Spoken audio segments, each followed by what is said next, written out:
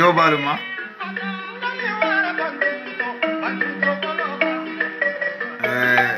badin jiber lalu kalu betendu kalu jayi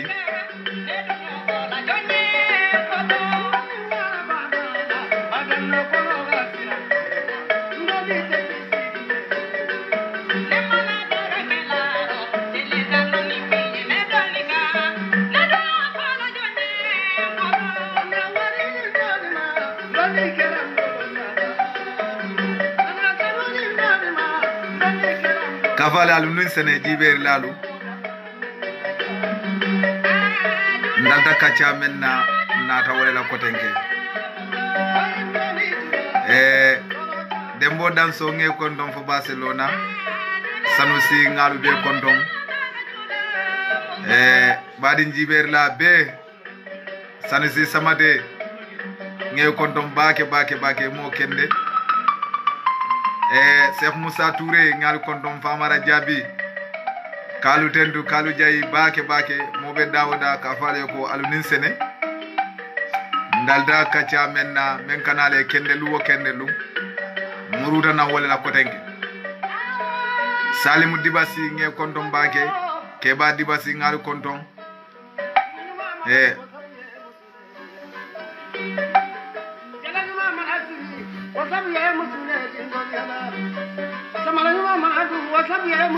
kata fo Barcelona ngan sana muso kontonje nadere mu wude kamarati nga kontom bagi anara dimba yalu kata fo Spain je kotenke ngam bingi ma konton nadere mu bingi hawati sise anake ma ke betendu ke jayi bake mo kamara barinke mo romate kanderi ma fam kondom Yankuba Kujabi kafuta nga kondom bake kafale alunin sene de ndalta kacha menna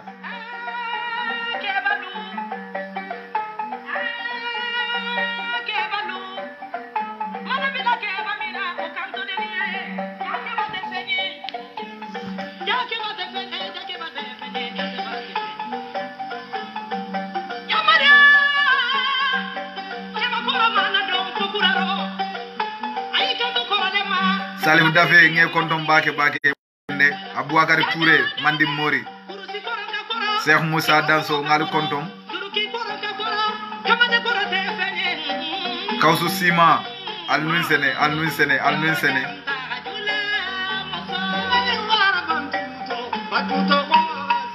okola si video nyesia bawo moja maya kalamuta ko talantan nenka programme oke yo wari sitara talantam batu kan ma kalamuta yo barnal ya siya dorom ibajela isa kalamuta ko wato nyin falintale bawo bebu ka safero fanan jibe wodo alisa siya isaje isa kalamuta ko na wato falinne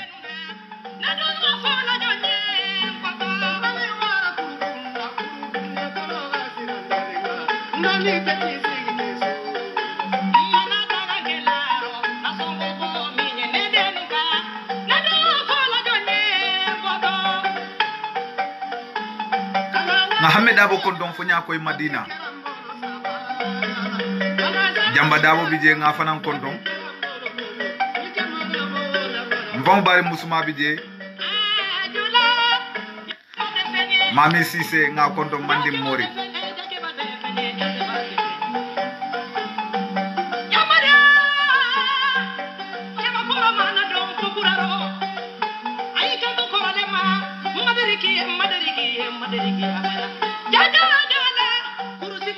Anso singade nge kondom faba dimulo muiti wallahi mbese wori la kula bake nse wori la kula bake singade nge kondom bake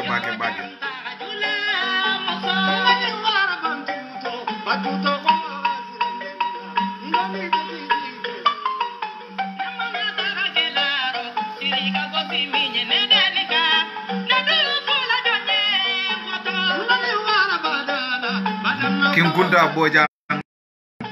Sadio Cissé mandi mori ba fata mandi moro la bismillah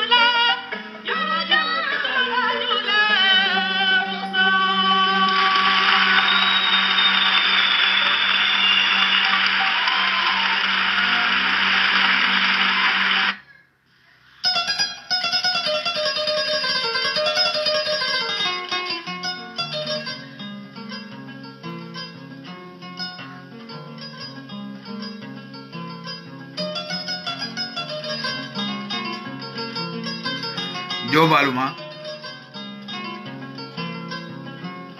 ane Mario la hino anala balafa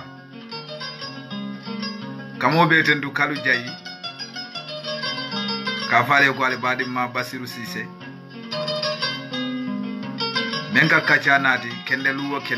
madi mulla kamala muruda na wakachalla folo jannin be dunna akisani nemani baraka dani la foba Muhammadi Abdullah dimma Aminata dimma mennada alala kuma kama sindin toluma anim modu mum mel bulata no ma nala dimbayalu mel kita sirifu bunguluti anim mislime to mamu mo be fo janne nyola jurjolum al badimma Basiru Cissé kachala me yalonko wala kanale kendelu madi mulla kamala kajamen to muko nditala nyato wandila mofin dita nyato arabu karamala mofin dita nyato tubabu karam kajani wala mukacha kumuti yo sibirita mbila me na Alifa Ba Musa Molo reto balde alama ala nema alama ala nema kai ala ke baro kawotandi banko dimulula afama ala ke baro ko tandinna bawa banko sabo bele mara birin kasa masi fo jine Bissau fo Gambia nengeda famate Alpha Molo woto ngaje ko nim banku sabo bela wasura ngolo isaje ko nsinna modu long na mobalu ye barol americain selon nkanelo wandi la baringelo mfangal la molula mfangal la mole nenkan men fanye amanke ko wandi men safe ko dun to la bawo wandi nenete sonna atela boyola bari wato wadi ibe sonna yendere karandi itella mfamaño la boyolela nge so itella ke kende yama dunia nyine be ke ga mofin du mantara kala mutari ibalanda kamben karandi Gambia Casamance Guinea Bissau ibe sonna yela mulu karandi wala la wandi tubabolu to wala arabolu to wala mantara keri dunia karato na manke mofin duti mofin dule ke bang ka fongala mobalu sayinkan barasi busota e molu bute wandi mobile la ko kan ko mo karango mo no abeke kam mo fin dule ye bang ifangol la kangolu karamala bare signol lipa wandi kan karamala foy nyo bulo kati atar wo molu atele be tuwa du janne e bugadi jande mu fangoje ya malundi classo fankono ti jawo ke wolum iba suspendal wolom ka loi laka baratolu ikatulu lipa kanne fo yali bulo kati wandi kam fo la classo kono ibe lipa la kanne fo ye bulo bo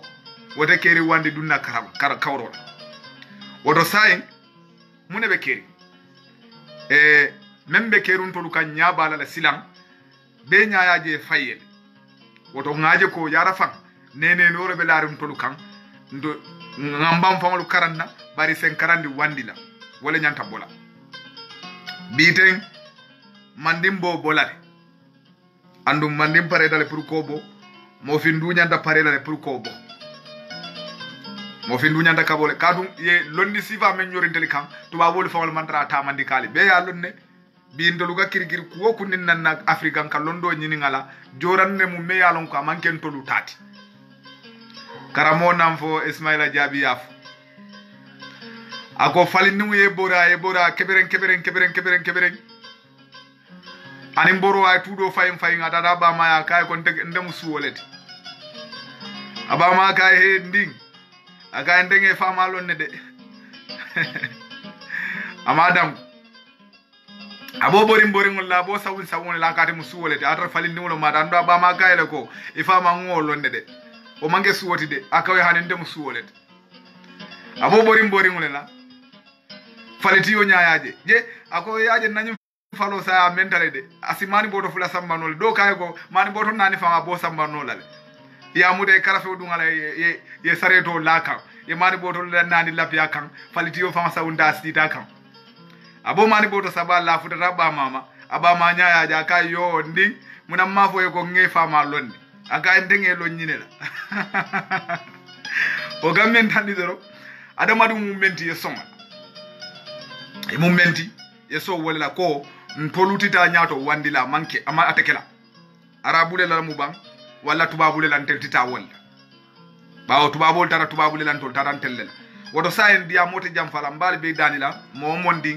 na tari be jibe wala audio bina futalema al semma koy duwat nkanunte ba me yalon kon teri malom fa ba dingulom fasu kanu dingulom na nyolom nko karawle birem boda nan kay ndiya mo men kelen anata moy ala telephone number kinyana ngadundi groupe abe wala data kanje molem me yalon ko hakilo diata bake ndesan watina da sidoron ayam kumandi duma konye ko mantra sahayari mbake wala tinandi mbuka wala da sainka akonye ko bari nimfisi ata dorombe wala da sainka nanande nkai basitije abelari leptano to naka nyomoy anaram kumandi lundo ay message o kinya konye ko lafita kata gambia re kadu sasani janga mantara mfebo ka wala mi bukaje sa lafita kata gambia re nin plenol yeleta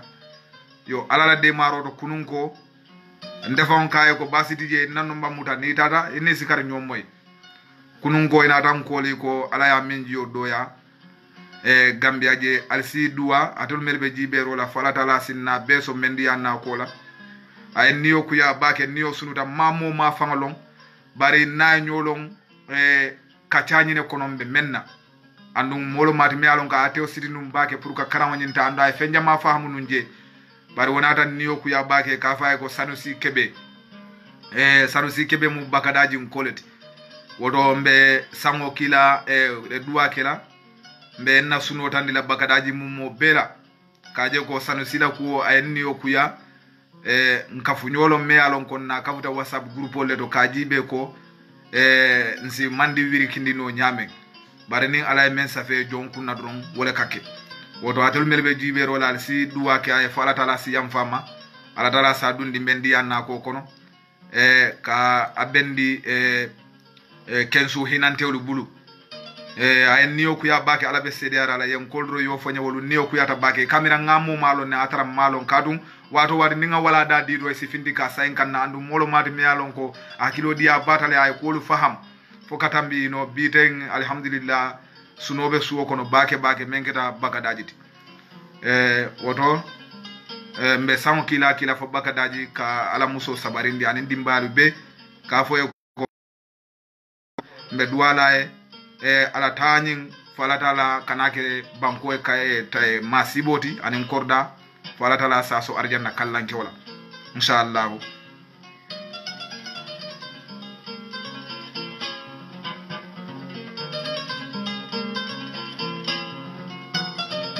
say ngadun ka chakon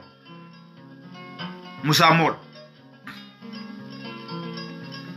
bari janim be dun naje nyinin karo do nata ko nga jali jata bamba suso la kumofo man na fem fo jiyate nata kenya dile alala de maroto jali jata bamba suso amamare on be baluri bakara fakara alala de maroto wala nata findin kan ni kachata inata fem fo nyeje menketa mfamati alhaji papa suso america waye jari jata bamba suso soto bakarole yo anata jali bamba suso la kumodo fonye anata kan ngakilo bulandi dula dola wala kallondi dula dola mammel lonnu woto nata nali be yo kachajam wala mu ngafo nun ko jali jata bamba suso ate nata aba famale nyinin kam anin alfa molo nata nyoje yo alhaji papa suso nata fonye ko jali bato jata bamba suso ate ba koto mala nyinin kan amanke a famati yo bari tarigo ndel nga soto nyame wala ma famati bari kumo tukoro ka dia wolo fangale da kono menta mu tariko di njikita ko wala ya lon katambin tolla ani nga moy menna kadum ate yesoto ate mama malo woto anata fonye ko jali jata bamba suso nata akoto mala nyinin fanin alfa molo e nyoji nata nyinin ka sa akoto nyin dum ana to jele bang ako hana moji ako jalo men nata no wato jali fulale be num alfa molo bul jalo men nata afama nyinin e ka fole ko sundu kumba sundu kunjali wala nata afama nyinin yonteli ngole fali ngake jali bamba susoti yo jali bamba suso wonata akoto le nyinin sundu kunjali wala nata afama nyinin afama nyin akatomu korea musalet yo wo korea musa wala nata non gambia adi manata nyinin wo fanan jiata gambia je anata nyinin karo ke fasuso kundati jang otumo alfa molo la mara lole be keri ina da fay ko jalodo bi jande ka fay ko jali bamba suso andu afana mbota nam mandinde e kay wo bi jande suso kundala anata fay alin samba woto ngata jiya woto anata jiya jali bamba suso ya anata tandala ko mbem famale nyinin kan e kam men kumandi korea musala ayo wato ke jali bamba suso la suole kono alfa molo la mara lo wato yo bare atenata fama jele korea musa atenata wojele balaji papa suso la ako inata nyoje damen anata fama kibaro moy damen wala mu kiyang tankular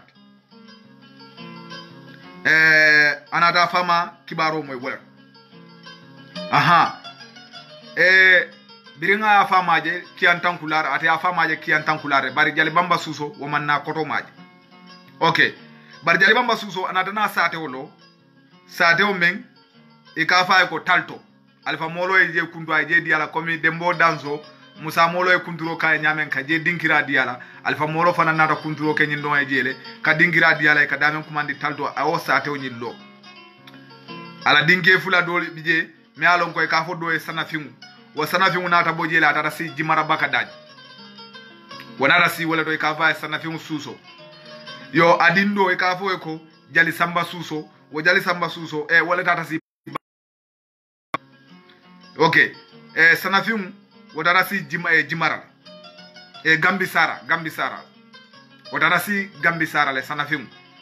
yo adima me ka fa ko samba suso jali samba suso wala tata si jimara baka daj yo amamare mu dolu wala tata si kolda woto aliyamoy wala mu jali jata bamba suso la dimbayaluti sayin alfa mol musa mol ndanda dame wala mu dembo dansoti ane musa mol ay sade wolo ka men kumandi bora bal ngamira ngatu wala dembo danso wala nata bora balo nyadi wala bora ra waro ye sade kumandi bora bal yo barf birintu mo menna portugisol dundanan jine bisaw kadun nan nin kasama sile baka nan gambia otumo janne futa gambia angal dere tubabu sabale kina mel yalon ko angatella gofonol lo molti o tubabu sabulu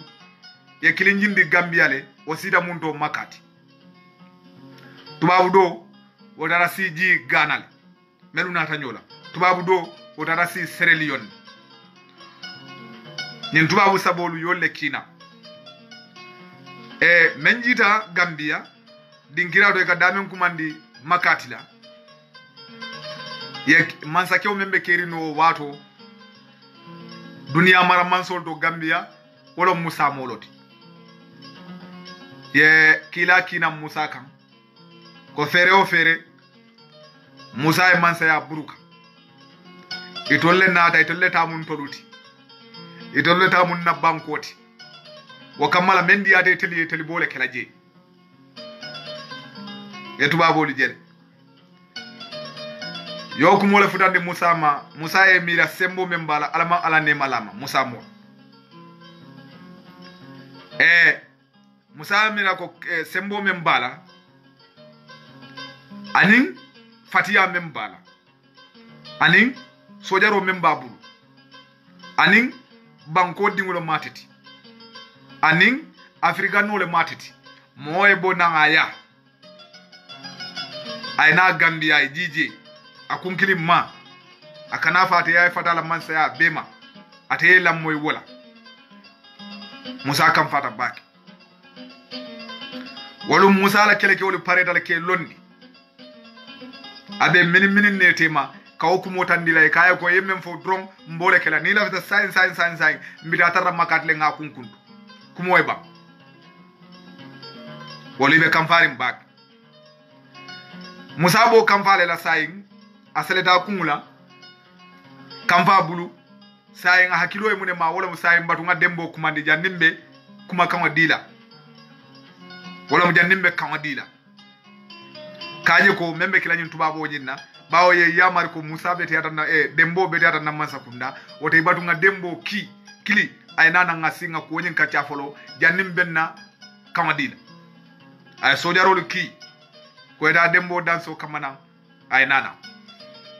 sojarol si suota ke bori katafu bora ba ka fo dembo e sain Musa be sularima wotumo tili salifana wato e bolo ton tel sa hayma ngafo talam fula Musa be kibaro sotla wato ben ye dembo selendi nan so kan ye taro bunda e dembo dunta birin dembo dunta mu ajida suoka Musa be lorin tilo ko dabe kamfarim bak jongolu be lorin jalolu be lorin ala numolu be lorin sojarolu be lorin bebe la moy wolu ngani sojarolu famal buka hani Musa la wolu ay dembo ko manda kay dembo kay nam akaye jugu balo botanan tubabu du ana dan na Gambia ako namansa ya ngaten kundi mbendan kula telema ay memfo wala be kala lafita men na science yakuma jannim bitano manga kunkuntu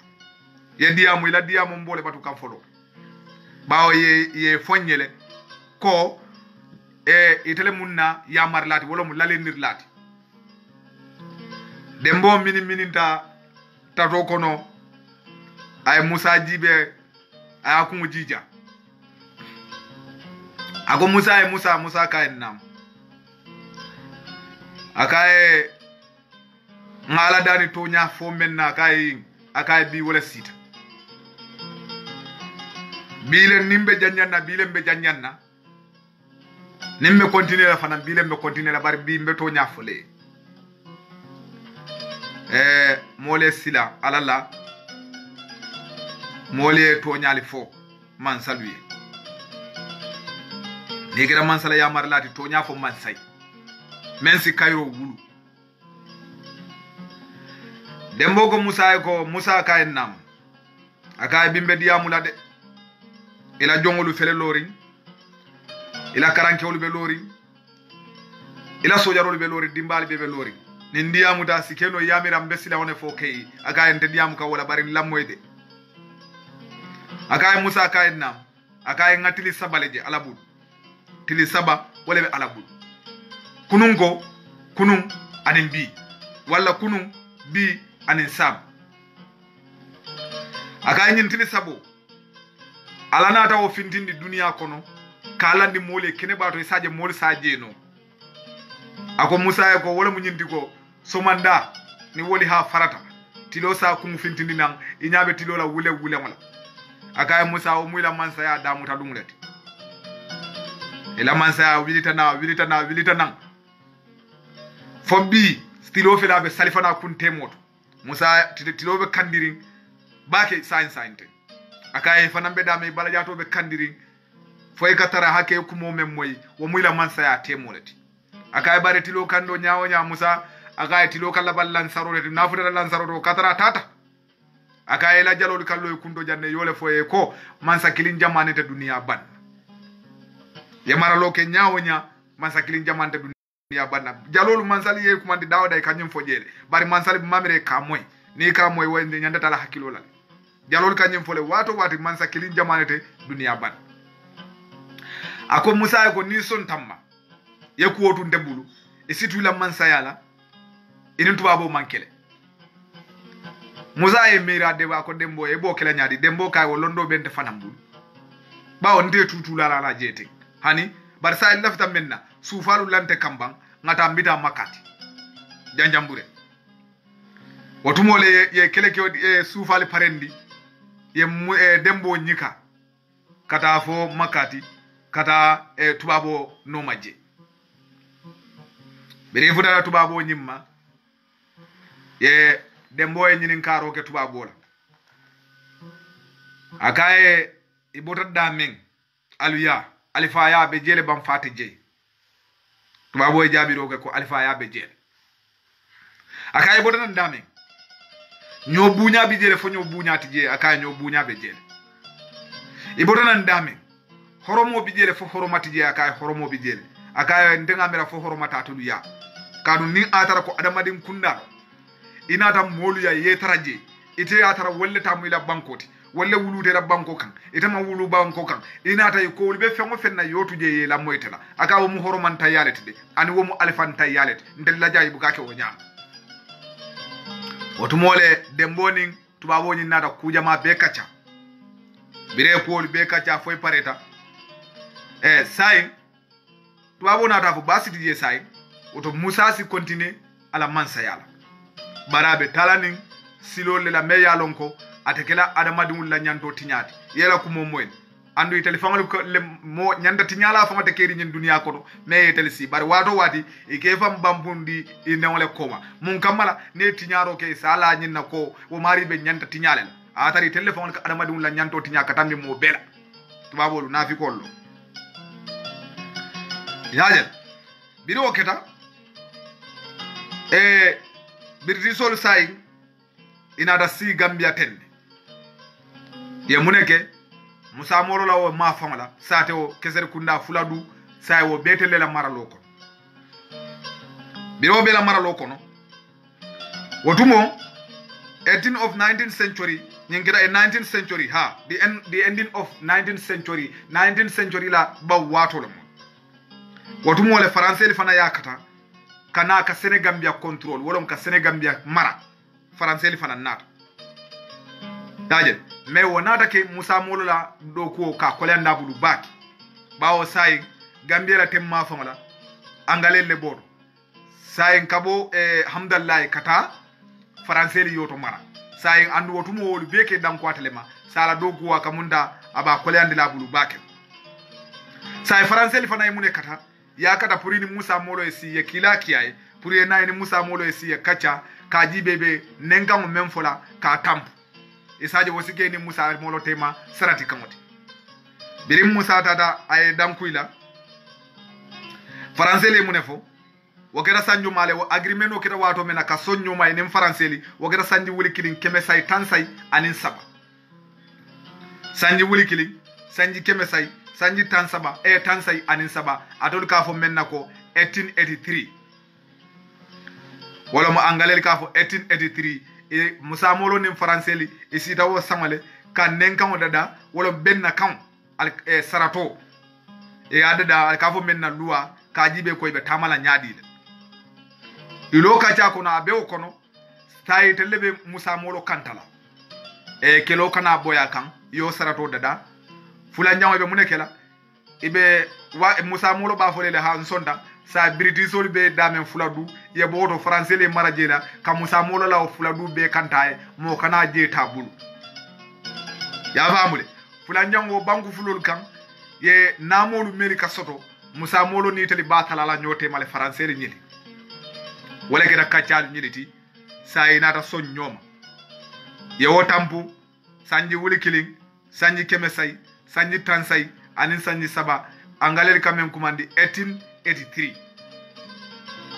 sa ibe taka wole nyama fafuta sanji wuli kiling kemesai tankononto anin nani angalel safo menna ko 1894 biri futara woto wo samale musa astagura wo samale musa molo sonda ko ye kumol mel be fa sontale bari ye kila ki ay wato bene na si folo menge kaje ko ibe marala ala atale iba tankala wo keda 1883 le ala som wo keda 1894 wala msanji wuli kilin keme say tankononto anin nay musa molo sonde ma wo samale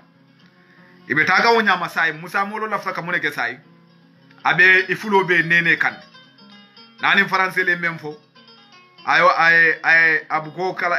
angalel buga kala muta nani angalel be da men fola français buga kala muta say abe fulo tamandi kanten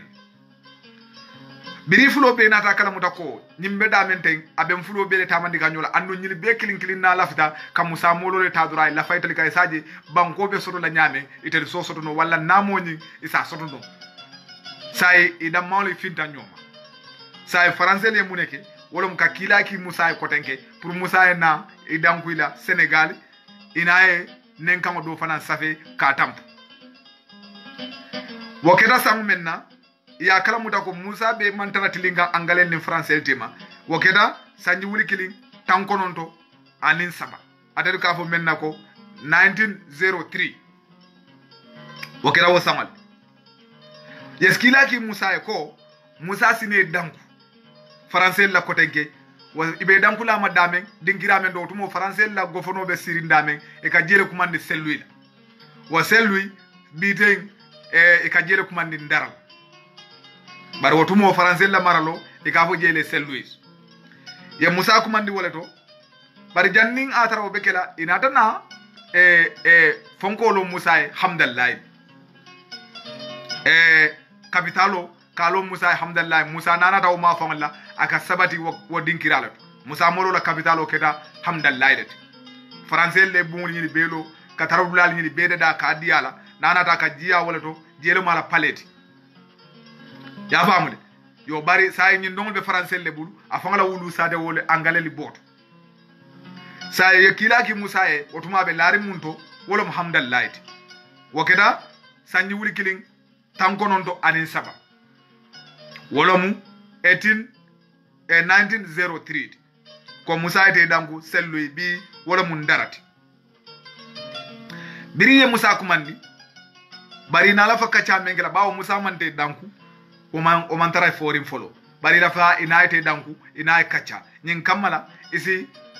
keser kunda fana sota bulu nyaadile kawla fa hamdallah kan anin aye kundu angalella ay lafi français la ya ba kumandi ga wo dalilo le kam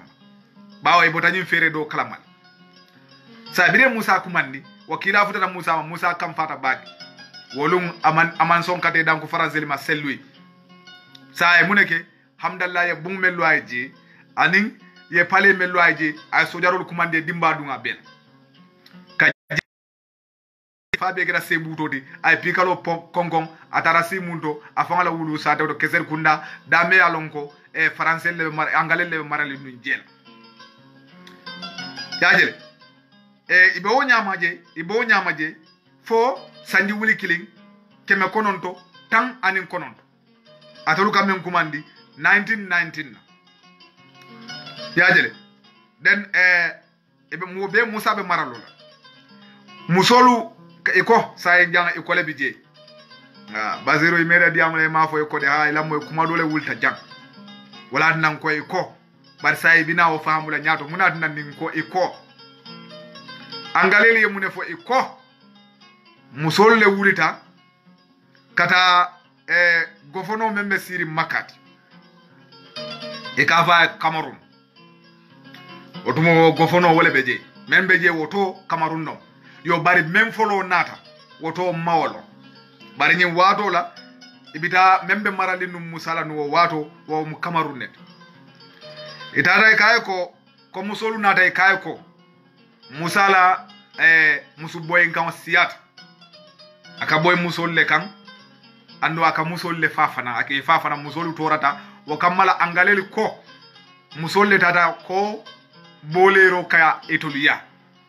yoke jomale ya wolon Cameroun wo kamala inata nenkan wadi modu la ko ila sojaro la ko eta Musa Muta bawo aka musol le nyapin kan ke boyen kan wolo muningo ke boyen ga wolon ke la nyoya angalel yolef anin akefa ko musol le o fayto bi wo kamala saye bita Musa Mutala itara mun tole banjul wolo Musa banjul le bawo birani français ku yara sayin abukata bala nyin côté dola bawo asi natata ji asigeno français sa boyen kan sa kanani nyin koma silole la Transgambia ayna fo banjul nabe murula ka muruni jele fanana wallahi dunni nyomi kono barabu ka findi kata hamdallah wal mafan ya famu sayin birim iko angalel ko musol le o foytele ko Musa kam musoli nyapin kanne wolon ke ilanyo ya forcé kono anin ke fa yole fo saye muneke e sojarol commandé pour kata Musa Muta wolum Musa be sabatiri munto banjulo Musa be sabatiri wolet birin ibe wo Musa Muta la sang menna wolon sanji wuli killing sanji keme konon to muan anin saba adolu ka fo menna ko 1923 watu mole tada ya Musa tara banjulle ya Musa Muta bire Musa Muta say munebe kela say munebe kela say men safe luwati ila benna kamata ka safe ka tampu wala mu Gambia banko mumo kanne abita munto wala mu Sierra Leone atal kadiye kumandi Freetown Sierra Leone o mu France kamaleti angalel ko Freetown okay say e samba Sierra Leone say Musa samba Sierra Leone kondir lale men fo ya marajele ka soronje fo sanji saba Musa manna Gambia bar janni ba sambala ibe Musa bulan la kulun kono lummen kata Sierra Leone molu silata bake Musa kanun tewul silata ko e bita falale bawo yoleke dula jamalto meli balantema yolu be fale woto sai iman lafa fala Gambia jam ila vita sambale ka bondi banko e bandala ka fa Musa mbola Musa jannaka dum kulun kono ko majibe akoy al kamune kumbo e ka embe silari la balu wala asikeno e be fala la koy hanide nde fama alifa molo le kaye ko ndebe mansa yala nde Musa akaye folo moro e men fay wala mo nyindi ko namansa ya kido tende dunna ko rewtende dunna mo tende fanola moro ko ndebe falan na lara wona ka andu lata wala ko ndebe falan na lara wona ka bawa birin folo dula moro e men folo kilim mamboy birin mawulu akambe mansa ala mansa yata ako kido tende dunna ngakele jamale ke nganyet nkorita yende bum fengo beelale molu korita nay man kunonna woto saya du dañin kilimu dam malela lata ko moro la kumo be fala ko mina mbalta rajang ndebe fala na la rawne kan moro yole fom famaye mengira se Umar Fudi talti Mariamu sobe yalati de man ko di kayang moro fo bari moro musobe yalti Mariamu sobe yalti folodo alifa lay ñinef ye fengo fem fama mboy wala nani Musa moro be sonni ko moro e men fay wala be ken Basiru namu e wom fulanka fu yaldi e sabari fulanka fu yata woti de jan doctorol ka fu ele ko janintenen lungo yino ibe falal e ka fa an doctoro ya fayle ka be falal imo ke fulanka fu yadi moro ya fo e ko ete fala wala fulanka fu yadi e sabari ya me ete tawhidolo ete wota munto birin Musa bulata ya samba Sierra Leone Musa balu e Sierra Leone ya soronje fo sanji saba wa sanji sabo kola ya Musa ibe Musa murundi lana sa ye munake wala musayi komi ya jamme menge Dawda Kairawa Jawara sai yole ke Musa molol wala mo ne muruta ibe dabe wala politiko to banko mansaya ibe dabe bondila jel ite molu kafula nyokan ka fofo ngobe dawo da ititaje sai idabe bula fengo beto le fereng nge bula mo kense maita si ila sato yaje ye Kenya jele ye menke wala dinan ko iko aka boy musol leka sa ye Musa muruni na wala nyama anada si keser kunda fa wala sato Musa baluta wala nyama Musa na dafa fa wala laram le kan wo geda sango menna Musa fa da sango menna wala keda sanji wuli kiling keme konon tawti tan saba anin kiling wo sangole Musa molo fata alama ala dunyalam sa kamunta kabo sanji wuli kiling sanji mu anin saba kana sanji wuli kiling sanji keme konon do tan saba anin kiling kabo sanji wuli kiling sanji tan konon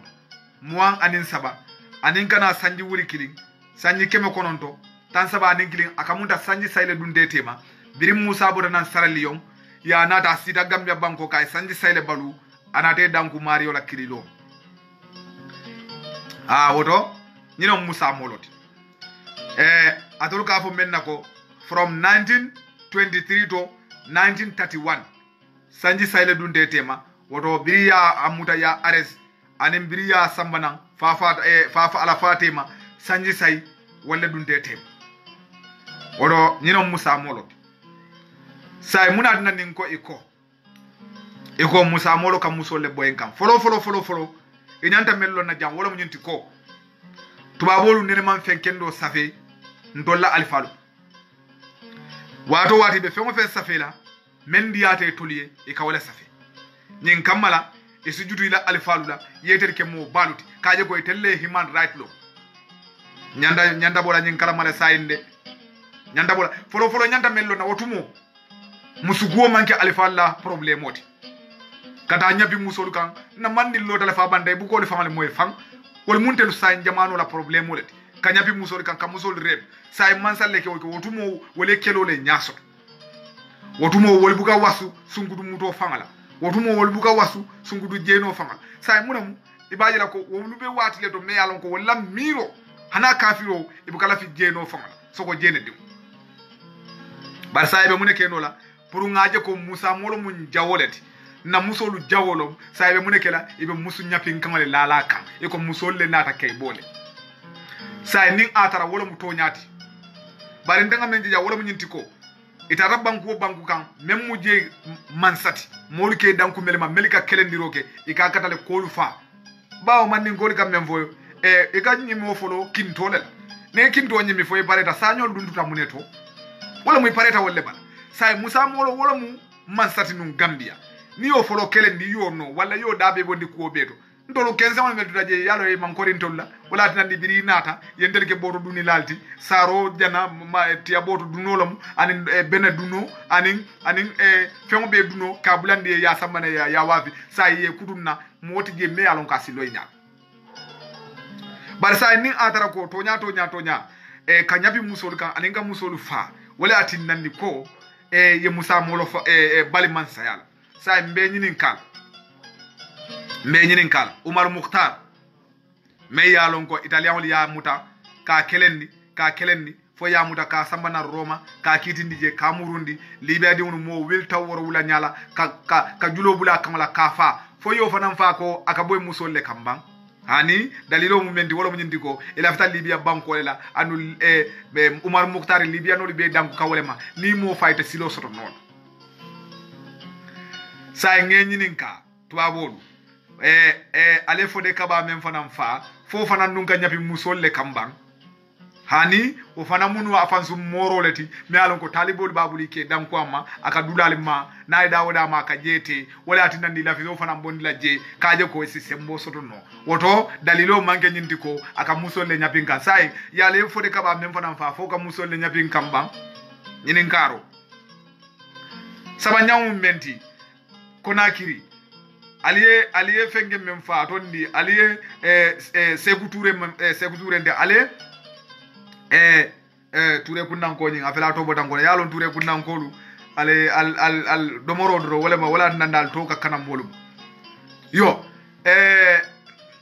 Allahu akbar mbele nyina tanyin tola Samori Touré kali nyini ngako ale Samori Touré mem fa lajine ka muta ka fa ka kelendi sanyi mo iba kelendi ka fo fana ya tumi ko aka musole nyafin kambang hani wonde dalilo to wala mo nyinti ko ale lafta banko le tala Samori be balandi wala atinande ale Samori Touré fa sa lafta nyinin kala janke walidim muso dim e kam men kumandi Alpha Yaya wa Alpha Yaya yo to nyem mune kama fal na ofana dunta nyola fo fana ngo kanyabi musolle kamba hani dalilo manke wotide bar wo fana molo me alonko molu ke dankuama wolu futa telebe je marali fo yo fana kelendi yo fana mpa o kolale ne soto no jela woto nyine be keri wala tinandi Sékou Touré ngo fonum kacha tambilal biring anada Sénégal go sa nimme ye 40 be lafte 40 lambe na nimme yo karam wotumole ibine sambala France yete la londo lafa biri yole fo inada Sékou Touré nyoli ye sambanan wetelle mo folonte France le meli 40 ke sambanan Sénégal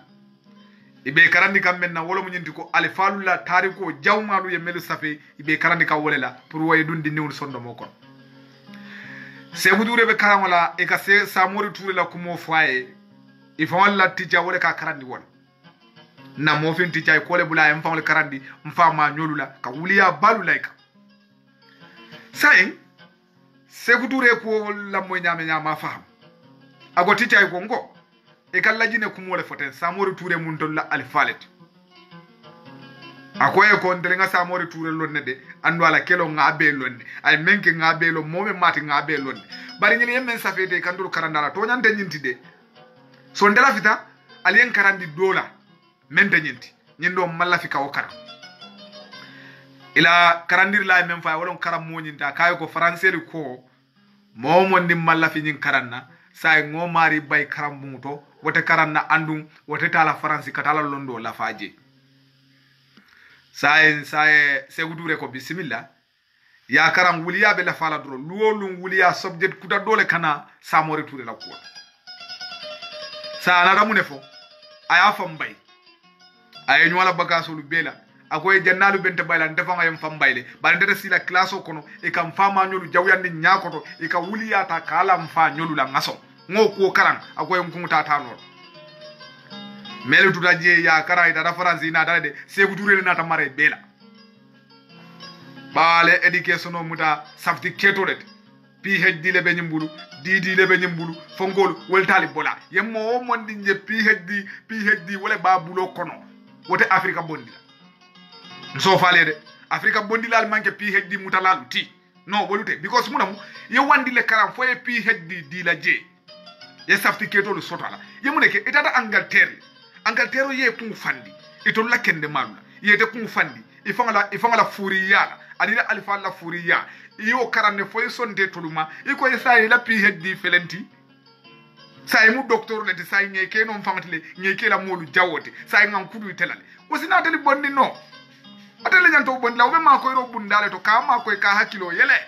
wona tele ma ko no la de molo ye molu lonne de yemelu kara yolle long yemelu karang yolle long woto natolu dina tiol fanan kamera ko melu tata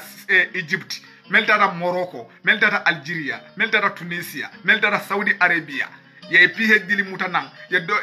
docteur ba fole docteur c'est docteur Touré c'est docteur woltale bondila galda la woltale bondila de wol fane arabu yale karang arabu yale fata wolula ye arabu yale nyinyandi nyakoto ke karandi fa nyolla ku kendolu bela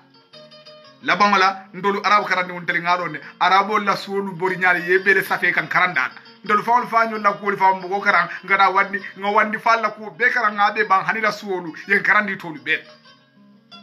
e go wena wen tolu bondi Allah akibaru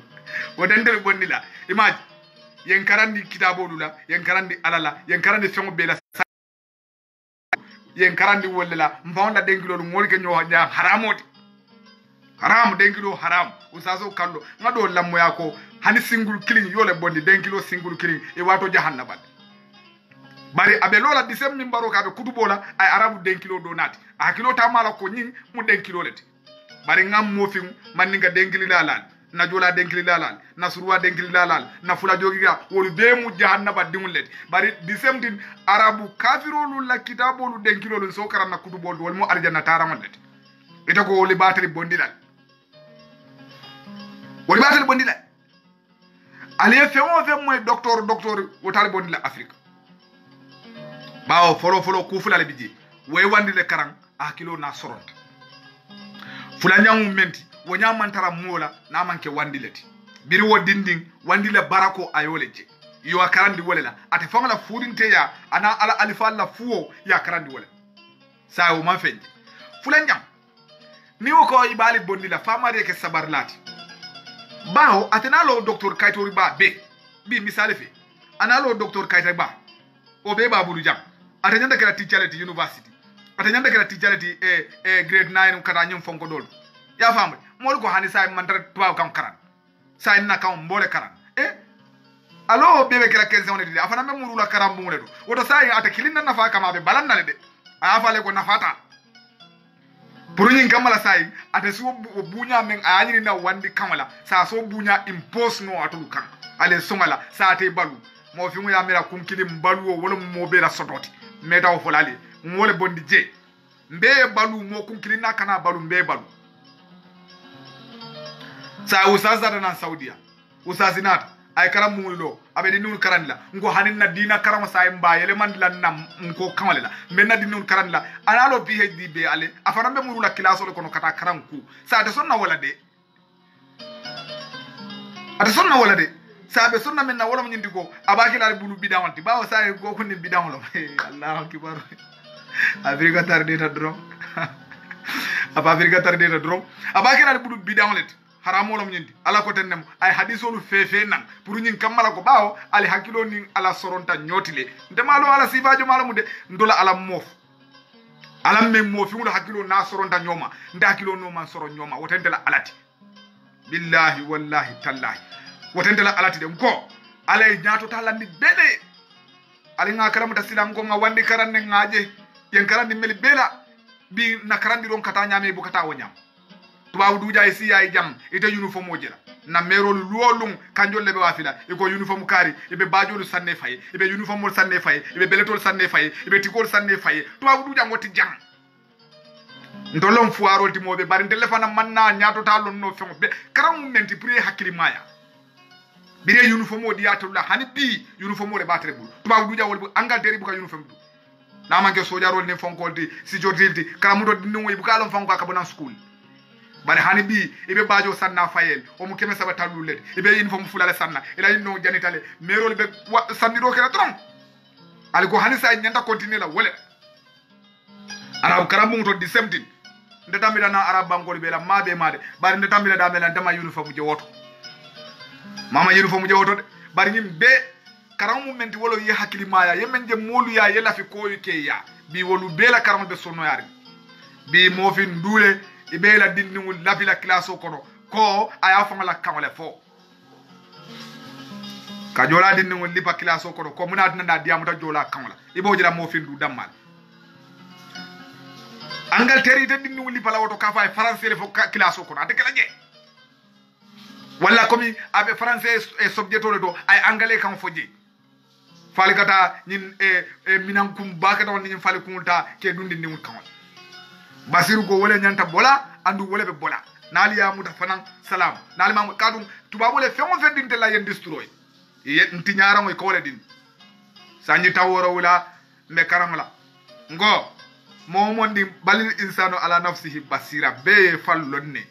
alla korda kono graduate jolle be je yebe karandi wandi le ngo ñu kantel karandi kamale la billahi wallahi tallahi ibo karandi fenna na manke kamale mo jolle danta grade 9 mo jolle futa 12 mo jolle university ke jolu ani jolle soksita fa membe do ko la bawo bangu kan Africa 10% wala 5% wala katara do ko mansa kunda wo famo beni na molo say ni misali fe political party lu lebe lori ni political party lu lo be wolta karanna no made woli be la molle noma jomale en sopota karanda man karam bi misali fe MPP ni mo moni de MPP woni mbarote do ko kala hanni atara ko elondo nyini ne fo alpetew ni MPP mansa kunda botaje UDP mansa kunda nata woli ba falale mo UDP dorom karle batata UDP wolle be nyi place o maral mo mondi yalon ko hani capable tale kake e karandale fo alpete wol fanantete tala imaje tuba wole nyi natle pour kan destroy nol botaje jumalle je ko denge nyi nol mbuga mansa sute wol kono fo juma mawa kande do mandi ba Hamadou Balom Halifa Sallah wolte mansa kumute wala wol kumbe nyame kuma mulia bari ni misali fe fenge fana nata tondi mama kande fana nata o ba fala nyine batata nyine fenge tanye ay palaso no amano bang atala hajite woto imaje ko sai ye tubabu kan dinna le doron pour nga tulori noto bawo tubabu kan nyim beta karan nola fulan jama nim be ya karan particulier wala be njanya la hanni capable tay do ko nyino masate tala wala nan Africa be lori bari Africans and still now ndika solution o nyini na problem ol nina dan na mori kunda to wala mun na karan arabu kunda wala sexual tala nyote ma he do la gom bala faldi de moro sometimes wato do lun ka confusely billahi walla tallahi nimbe kawando fana la moy kam bi sande nimbe na kawan la moy kam nka confusely a Gambia be do arente nya Gambia Senegal Guinea Bissau sexual lebe lori ndol munyineti ni non munyineti ndol fana be tula nyo sabara do jahanna balel Allahu akbar dunia tambida men na 19th century ani bi mo fi umbe lori wo dronne kam folo mo fi mula tanya to balia nga dino muta nyame fulanja nga politiko muta nyame sabanja nga karaw muta nyame wala ben billahi wallahi tallahi nyiri sabole ben ngo ne nyindi ya mo le kamere te dina kan ngo alongo mbadi dino atul mel tamadal nyaaya jele al nyaaya be jele sidan abenna afrika nyame atu dunia kono wo jam ma fo manyana sallade kana ho fode yende meje den kanna sali watu lulo sa biri ngam fangolom basiru nene man sali watu salendi sawndi hakilo be man kan ka fo masal sungaro bole nyama biri mbali kuyata wala mu yela ko man saw man sakte keri namanki alata ay yamari men bela yo beke bari ngo ali nganna nyaatu ta kele bam nin dina nyo saba karimu sufiyoleti karimu sunniyaleti karimu hanafiyaleti karimu fonkoti africano be songa kanyine kama moli be do ko ke kan saudiya me ya di yalla ali be karan kan saudiya kan wo songote woto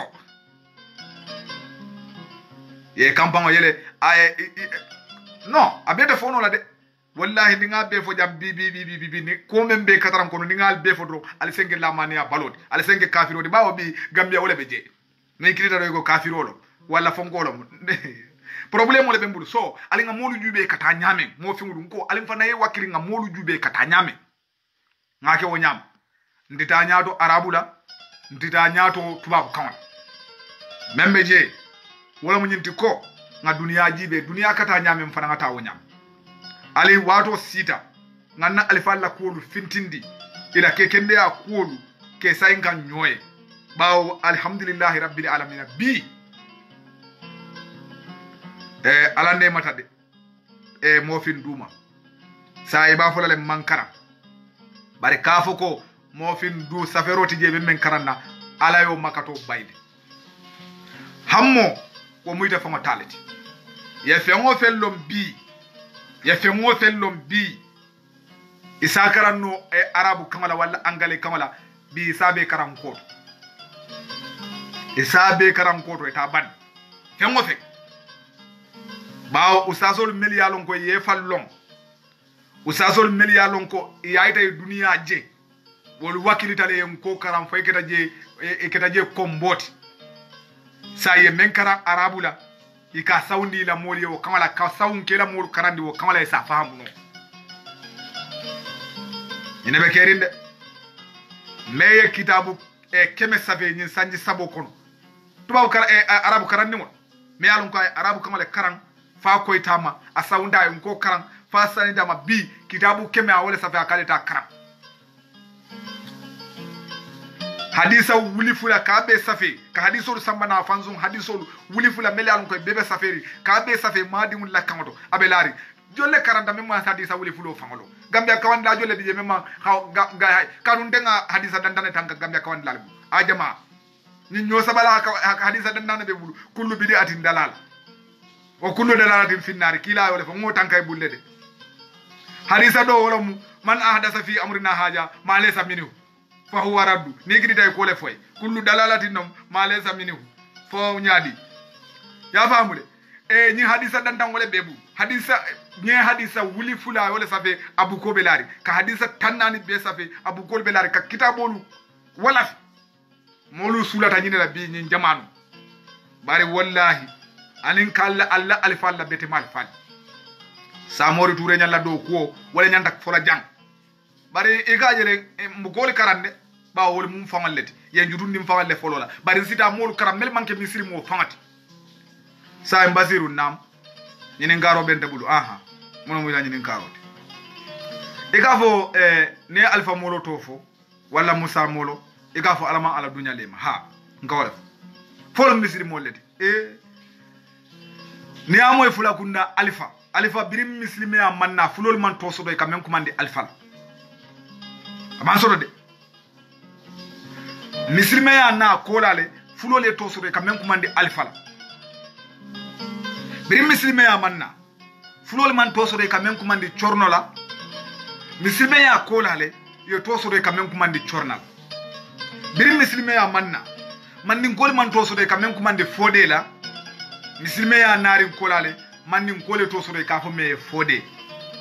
birim muslime ya manna arabol man to sore kamen kuma ni sekhla muslime ya nari kolale arabole sekh soto ye ustaz soto ye anin tojo malu yolu be soto birim muslime ya manna wolu tolu manna oto niamoy fula kunna dro chorna dro ibalo nako muslimo le niamoy alfa o muslimo le manni ka kunna niamoy fode kari muslimo lo moti yalo Musa woto ya tofole kadu birindi no manna hanina mandi mukanto la Musa la ngam Musa to lo nyaadi wala bible ani mo fi ndu yalo wala nsafa ko tello ma fakol ani kuriano woto ni amoy Musa do wala bol be muslim molle say mbasiru nam nyini ngara do fana ni ko wol be muslim molti ha say wol yo kelo mem beke ye molu melifa o ko be nyaadi le aha sa ibol la mo fajira bang bawo mu mo fiuleti ibol la mo fajira yolu dundi jahannaba bang arabol la mo falu melketa e yolu dundi min tole kadum bi karahimahullah kumandi arabu jamama e fana rebellion le londi komi fode kaba nyol be nyame kamolu fa dino tola kitabolu wala fi ay emeli fa kafiron dende ngani mento foyete ni wahabi abdul wahhab ni musa molo jahannama abdul wahab be jahannama la den so foyede kadum abdul wahab ye muslimolu doron ne fama kafir fama motu bindi bi ngamela wala dikito bara korosiro ke hani bi ala kitabo bi meli bulu gambia ni muslimol le bu kabbe mbar kafirolo no ke bulo di nyolale isafon na gambia sun gudole ko wala na gambia musoli non ko be bulo di lela haram kila ko kana bulo di musola bandina ka tubabu duje ka bulo di ara tubabu musol la janne ini lo boralu ando ikaf balande ka bulo di mo fi musola je wa abdul wahab la kitabo ameni kafirol kuyandi de ayeni muslimol la kuyandi wa abdul wahab la kelo be mo wili taworo wulo ay membe fa kadende saudiya koma menketa saudiya kinti bawo saudiya wala fita maral lole sare maralo kenu la nyadi ibe lo nale nakindi le fanna komi yaaja me ya fo nyame ne ko kedro lo nale finti ka fo ko ay menke wala musilodi ani sari on tatan sai wa abdul wahab wo fanal la fita farole la ala fita misiri molu kelendi la sai fo man sale autorité diate la sai mo fulo dende ta nyobala imaje hadisolu na afrika jam e kamel mo e ka fo ko imanya na mansa agency la abdul wahab la hadisolu because munom atabe man sale koto sai man sai ko kuninge kala molu belief ndiko man sai ko kuninge wala nyanta kala image pour ida mal si jo sam akoro si bake momondi yalon koy kamo na gambia senegal jine bisaw ndel buka man sa soso ndel buka man sa ndel be man sa ko male abdul wahab la kitabolu ka wala kara anu to nyate ay ni hadisol le kafu nyoma fanzum hadisolu kala kilala wala nanende ni nibe diamola abdul wahab hadiso hani metrai yo samana nyen tatala abdul wahab ya qur'an ayo tafsir nyame hani ma sambalanye ndo tafsiro tala because munum ay fen bele kafu nyoma pour asafante la agenda support no nyame akala qur'an ayol non de misri moy kitabo bondi misri me dol be nyo faka wo kitabo misri mol be boke ba mañol to kitabo misri mol be boke fa mañol la wo kitabo misri mol be nyo haramula ibe kafirol terian la wo kitabo la ko kitabo mu to nyale ay farota ka safe kitabo to ka fo kitabul tawhid alo kitabul tawhid tous atako na manke nyo konante ati anu nyo hasidi anin ka misri mol fa dandi wala beje woyo faroke e kawo to kumani lolum e ko kumani na sekunala fode ka ba wala bita janna abdul wahab be koma isabari bari maje yal bilifu ni la bawo e savero le ke yal hakilo ta e maje al fanyu dal ko jube ko kafiro lom bawo wole ni ke andu e fana yole ke ya bari ya be dandi munila ka kitabo lu safe ke fan defense ni kilala hadiso la abe fania wotende da alati me ya longo abdul wahab be nyim manya jawya men bekela weta arjanantul fa jam weta jahannam wotende la alati sedna ali mel yafa weta arjan je ala ko mo me misiri mo fa tawo kan ko karanyo e munat nan ni arabol kasintul hakilo kan mo fa tawunte ya kan bita jahannaba je ye ali fa tawunte ya kan o mari be arjanna arabol ko be arjanna ni oto fo bi ka fo rahimahullah iko ke mo bat wayta arjanna antol la jam wala bita jahannaba wotente la alati sedna usman Kurano lebe lara siungan suba aka kurane karam menke misiri mole nata yafa wo fala be arjanna ndolla mole be jahannama wotente la alati Sayyidina Husainu misiri mole yafa wo ma fala be arjanna ndolla mole be jahannama wotente la alati Sayyidina Husainu misiri mole posino kay do moroto kafa wo fala be arjanna ndolla mole be jahannama wotente la alati wado sita de ngo ali nga hakilolu yele nimbe karanna nga hakilolu yele nga karamba nga karam faham arabol be jemo plelanka arabol men diate tele ko dundi arjan e ka bugol safe ka dina dinno la sirin tuba be jahannabale madu malik sibe jahannabale banyas be jahannabale andu faranka so ite lañu criminal be ko be arjan no ndema jigi ndena no ndedde ala kilinde nde ala kilin woto say wato yen soñinen ñinom Musa moloti ñinom Alpha moloti alama ala dunya le bem dunya karamu londoleti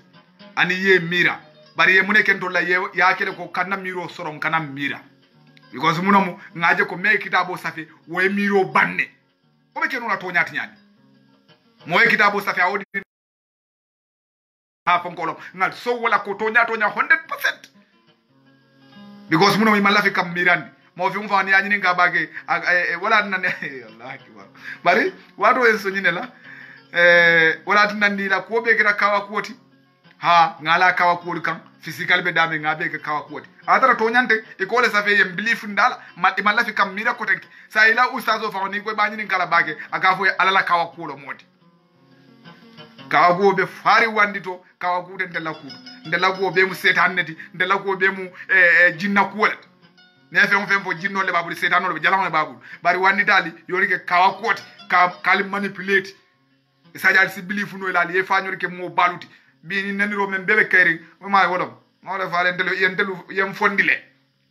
yem fondi nyaadi wolom bi yen dimul dindi mata drum yol karandi e fangolula yem fondi na samala woleto mo fi fo dala samala andu mo fi mandar solution o nyininka pour kala sama nyinin hani mantara je hani sainde nde ko kunninto na dunia ko mbotoro neto ka do mo niya do mo ni defata dro nga ko do kaf nyoma donné sono ali nga kare fure o murundi Gambia mbotoro neto say mune sinkeno kilindi we are not ready